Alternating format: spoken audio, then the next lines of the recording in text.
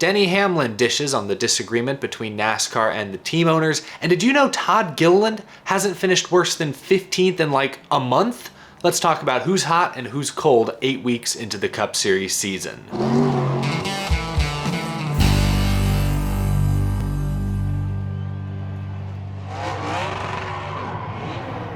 How's it going, y'all? My name is Eric. Welcome to Out of the Groove. Still on the road, as you can see. I'm filming this late at night, trying to keep my voice down so as not to wake the neighbors. I also don't have the benefit of natural light flooding the room, so instead I've got this like glare on my glasses like I'm a hacker in a Hollywood movie. But jokes aside, I'm gonna be out of town the rest of this week. I'll be at Martinsville Speedway this weekend, Saturday and Sunday, so if you see me at the track, feel free to come say hey. I did this a few races ago, but one of my goals this season is to do a sort of check-in every few weeks.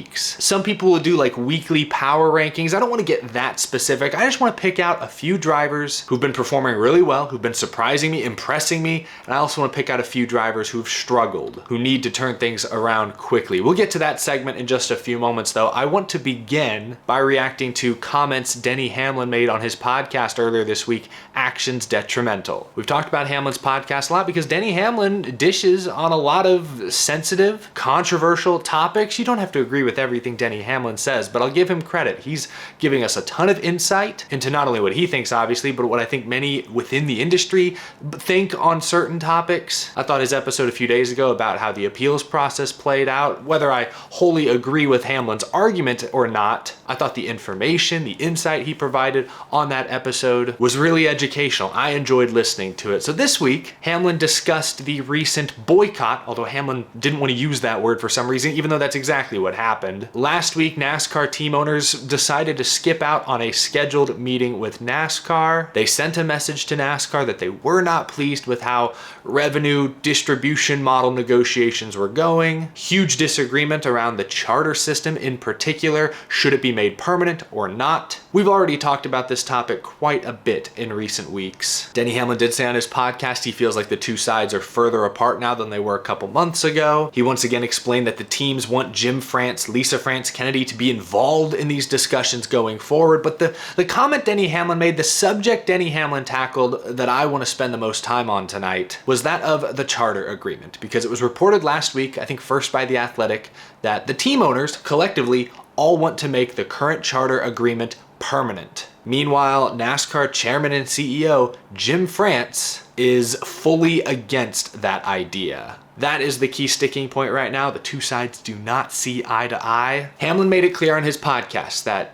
he and the teams want to hear directly from Jim France and Lisa France Kennedy why they're against the charter system, why they're against making it permanent. And Hamlin wants the team owners to have a chance to plead their case directly to Jim France, which, since he hasn't been a part of these meetings so far, apparently they haven't had the chance to do so. So Denny Hamlin reiterated that on his podcast, but I want to read you this quote because Hamlin brings up the number one reason why the teams want the charter system to remain. And it's something I've talked about in the past week. Here's what Denny Hamlin said. Quote, "The reason permanent charters are important to me, Denny Hamlin, is I've spent tens of millions of dollars on charters. To tell me those could just be taken away?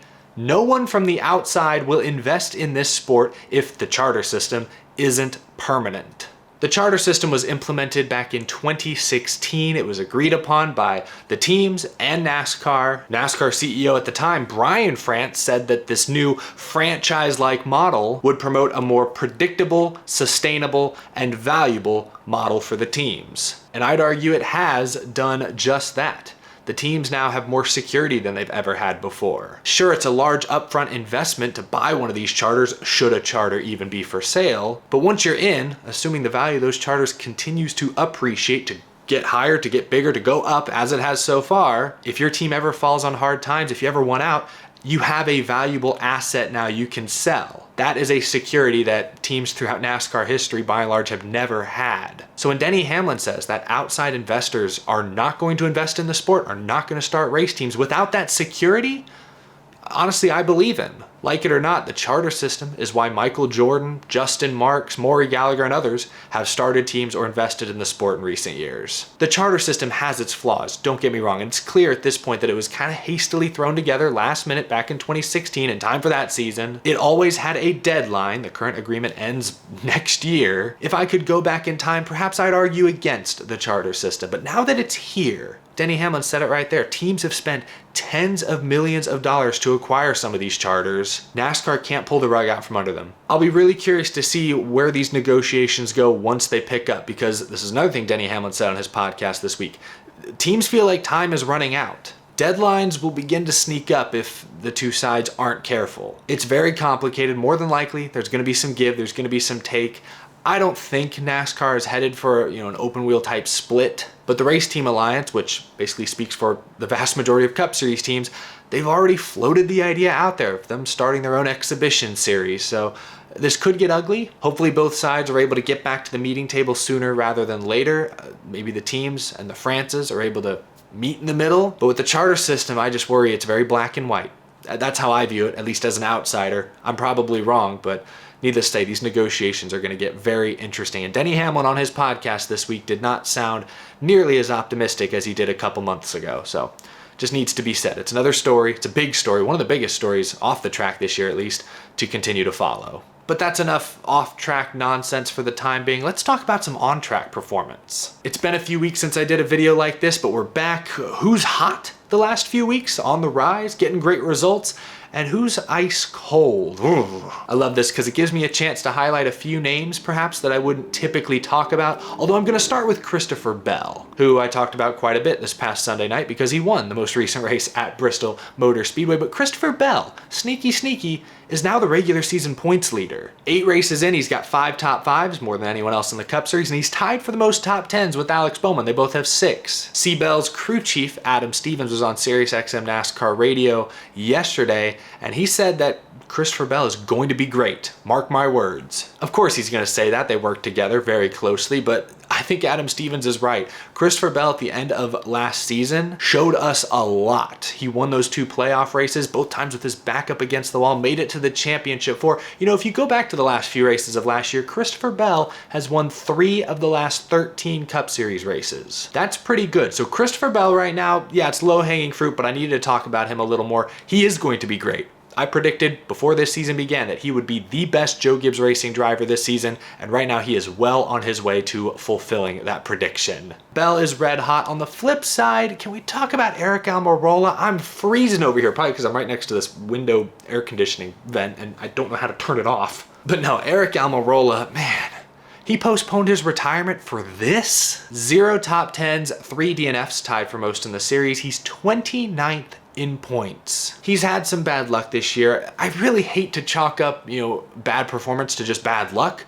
But in Almirola's case, he has had just a lot of things go against him this year. He blew that tire while leading at Atlanta a few weeks back. Remember at Phoenix, they had a wheel fall off or break or something. Las Vegas, he spun out, hit the outside wall. So some of it's been self-inflicted, but some of it's been bad luck.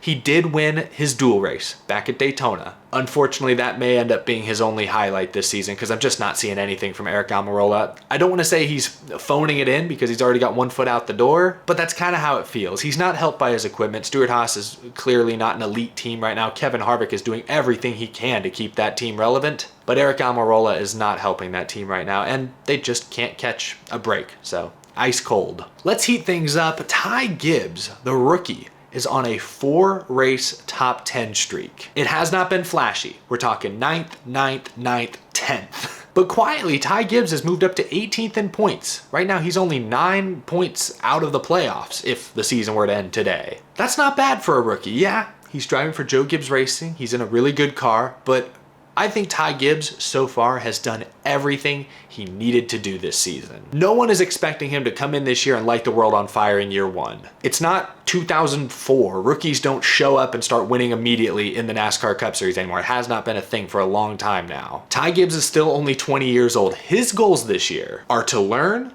to show improvement, and to earn the respect of his peers, fans, competitors, the entire industry. So far, he has done all of those things. He's put his head down, he's kept his nose clean, 0 DNFs these first 8 weeks, and already he's starting to rattle off some pretty decent results. 4 top 10s in the first 8 races. Hey, that's a solid ratio. I don't care who you are. I wish I could figure out how to turn off this air conditioning, or maybe Bubba Wallace just came into the room because he is ice cold. This is a team that cannot get out of their own way. Bubba Wallace spins out and crashes early at Atlanta at Circuit of the Americas. I guess Bubba Bubba just blew the corner and wrecked himself in Larson. And I remember afterwards said that he needs to be replaced. Ugh. Had a decent day going at Richmond until a pit crew mishap cost them a top 10, top 15 finish there. And then Bristol Dirt. Bubba was one of the first to kind of get sideways. Logano finished him off, but Bubba was spinning before the contact. Another driver mistake, but credit to Bubba Wallace this past weekend. He could have gotten down on himself, thrown in the towel early, but no, he continued to grind and they squeaked out a solid 12th place finish. So maybe good things are ahead. I hope so, because this is a team, this is a driver that needs to make the playoffs this year. Right now they're 24th in points. Even worse when you consider his new teammate Tyler Reddick is 5th in the regular season standings and already has a win to his credit. The pressure is on. How is Bubba Wallace going to handle it? How is his team, his pit crew, his crew chief, how are they going to handle it? I have a lot of questions about the 23 team, but I'm cautiously optimistic. Let's end with one more driver who I think is scorching hot by their standards right now, Todd Gilliland. We don't talk about Todd Gilliland that much. Nobody does. He drives the 38 car for Front Row Motorsports. He's a sophomore Cup Series driver. But quietly this season, Todd Gilliland has already matched his top 10 total from last year. And if we look at his last 4 finishes, 15th, 10th, 15th, 8th. I don't remember the last time the 38 car was remotely that competitive for any prolonged period of time. I know it's still a fairly small sample size, but I think Todd Gilliland may be starting to win some people over. You know, a few years ago, and still to this day, I think Todd Gilliland and Harrison Burton get compared to each other quite a bit. And it makes sense. They're similar in age. They both raced for KBM in the Truck Series at the same time. They both missed the playoffs in 2019. They're good friends off the track. They were both Cup rookies last year and finished 27th and 28th in points. So yeah, I get why they're compared. But I'd say thanks to his recent success especially, Todd Gilliland has separated himself from Harrison Burton. Burton's driving for the Wood Brothers, which, you know, maybe they aren't quite what they were a few years ago when Matt DiBenedetto helped get them to the playoffs. But that's still a good team. They're still affiliated with Team Penske, and Harrison Burton yet to finish inside the top 10 this season. He should be running better than he is. Todd Gilliland, there are absolutely no expectations of him. The 38 car, I mean, Gilliland was like the 4th different driver of that 38 in 4 years.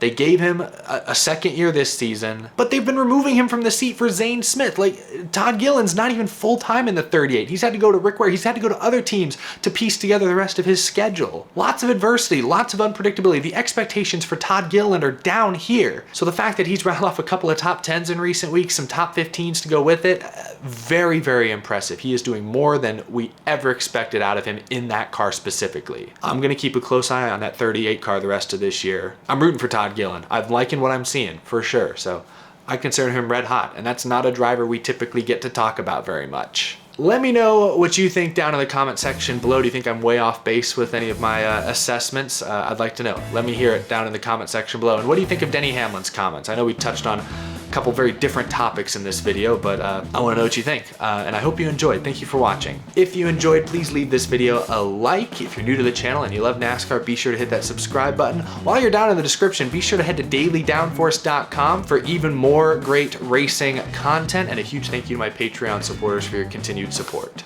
Tonight, I'll be going live with some YouTube buddies of mine. We'll be talking about all the latest news. We'll react to Bristol Dirt. We'll preview Martinsville and so much more. So I will see you tonight at 8 p.m. Eastern time. Thanks for tuning in. I'll see you again real soon.